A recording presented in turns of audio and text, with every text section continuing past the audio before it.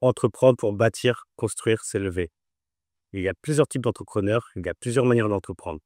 Déjà, il y a les entrepreneurs qui le font par tendance, parce que c'est la tendance, parce que c'est la mode. Donc ça, je sais pas si on peut les qualifier d'entrepreneurs. C'est souvent le genre de personnes qui vont changer de business très rapidement, qui vont, qui vont chercher le business juste par opportunité, parce qu'ils pensent que c'est un moyen simple de faire de l'argent. Or, c'est jamais simple de faire du business. Ils pensent que c'est un moyen facile et rapide surtout. Alors, faire de l'argent dans le business, à part si tu as de la chance, c'est pas rapide. Bon, disons que ça, c'est un premier type d'entrepreneur. Ensuite, il y a des entrepreneurs qui sont un peu plus investisseurs. Parce que oui, autant il y a une différence entre investisseur et entrepreneur, mais il y a des gens qui entreprennent en investissement. Bah, ça va être le genre de personnes qui vont investir dans les cryptos, dans l'immobilier. Même si c'est de l'investissement, ça reste quand même une sorte d'entrepreneuriat selon moi.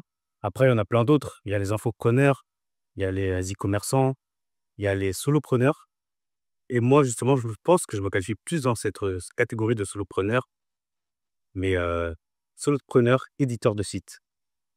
Ça, c'est notre manière d'entreprendre et je pense qu'elle est très intéressante, puisque là, le but, c'est de créer des actifs digitaux. C'est un peu comme faire de l'immobilier, mais de l'immobilier avec des sites internet. Je sais plus, c'est un gars qui s'appelle Jérémy de Rank Rent, Jérémy de Volti, qui a dit ça. Et je trouve son analogie vraiment très pertinente. Le but, c'est de créer un maximum de sites internet pour en faire des actifs digitaux. Un site, ça se valorise comme un appartement, là, peut se valoriser. Et ouais, moi, c'est dans cette vision de l'entrepreneuriat que je suis actuellement. Là, après plus de 5 ans à galérer à entreprendre, à faire de la prestation de service, à courir derrière des gens pour trouver des clients, là, je change totalement de stratégie. Ça fait quoi, 7 8 mois, j'ai lancé un site qui s'appelle Casa DCV. C'est de l'organisation de voyages au Cap-Vert. Ça me permet de récolter des leads. Et moi, vu que je ne sais pas organiser des voyages, je travaille avec une agence locale qui, elle, s'occupe de la réalisation des voyages. J'ai mis en place tout un système avec site internet optimisé pour le SEO, vidéo YouTube. Et en automatique, actuellement, j'ai reçu en automatique. Automatique, c'est un bien grand mot. Mais au cours de ces 7 8 mois, j'ai reçu plus de 160 demandes. Et sans avoir à courir derrière les gens, là, c'est les gens qui viennent à moi. Et je pense que c'est ça qui est vraiment intéressant dans l'édition de site.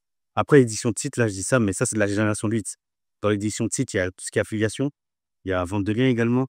Il y a plusieurs choses, il y a plusieurs manières de rentabiliser un site, de monétiser un site. Là, vraiment, c'est un type d'entrepreneuriat qui va vraiment être pour les personnes qui aiment être seules, ou du moins qui ne veulent pas dépendre d'autres personnes. Quoique lorsque tu fais de la génération de leads, tu dépends de partenaires. Mais moi, d'ailleurs, c'est un problème sur mon projet Casa CV pour le moment, mais bon, ça, je vais le régler.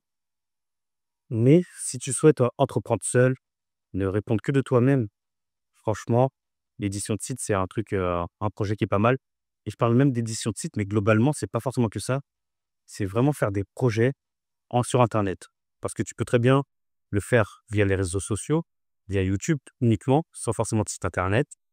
Et donc, puisque j'en ai marre de courir derrière des clients, de toujours avoir cherché des personnes pour leur apporter de la valeur, mais sans que forcément elles aient besoin de moi, parce que quand tu fais de la prestation de service, enfin selon moi, selon mon expérience que j'ai eue, c'est compliqué de trouver des personnes. À part peut-être, à ce moment-là aussi, il faut dire que je faisais pas spécialement du contenu sur les réseaux sociaux. Quoique j'ai beaucoup essayé le contenu sur les réseaux sociaux. Je me suis adressé à des organisatrices de mariage, à des travel planners. Franchement, je sais plus, j'en ai tellement fait. J'ai fait de la prospection directement, du cold calling. Faut se dire quand même, j'ai appelé plus de 2 3 000 personnes avec ma femme, puisqu'elle m'aidait à cette époque-là. Et ça, on en a attiré quoi? 2 3 clients? Je trouve que c'est très, très peu, surtout pour la charge de travail qu'on a eu. C'est vraiment du volume qu'on a donné là pour le coup. Là, je voulais pas qu'on laisse la place à la chance, et pourtant ça l'a pas fait. C'est pour ça aujourd'hui, je change mon état d'esprit. Je me lance directement dans l'édition de site. Là, moi, je pense que si toi aussi, tu es dans le même état d'esprit que moi actuellement, tu en as marre de dépendre des autres, tu ne veux répondre que de toi-même, tu devrais faire la même chose. Tu es pas obligé de tout lâcher pour faire ça. Tu peux très bien faire ça en parallèle. Il y a beaucoup de personnes qui lancent ça en tant que side business et qui arrivent à en vivre pleinement par la suite. Et en tout cas, moi, ce que je vais faire avec cette chaîne YouTube, c'est que je vais commenter mon aventure autour de ça. Là, j'ai des objectifs assez ambitieux puisque j'ai vu ce que je pouvais faire avec Casa CV. Même s'il y a beaucoup de choses à arranger malheureusement sur Casa CV, parce que, encore une fois, je dépends d'un partenaire. C'est dommage que j'ai pas la chaîne de valeur de bout en bout, mais c'est un truc que je peux régler assez facilement. Surtout que l'acquisition client, au final, elle est assez simple. Donc, j'ai juste à régler la conversion et je sais que ça ira très loin. Et maintenant, le but, c'est de dupliquer. Je ne vais pas forcément faire que de l'organisation de voyage, je vais dupliquer avec d'autres projets. Et sur cette chaîne YouTube, je vais documenter tout ça. Si ça t'intéresse, tu juste à me suivre, abonne-toi. Et si tu es partant pour faire la même chose, moi, je t'invite vraiment à te lancer également. Trouve-toi une niche, trouve-toi un projet, une idée de sujet à développer, j'en sais rien.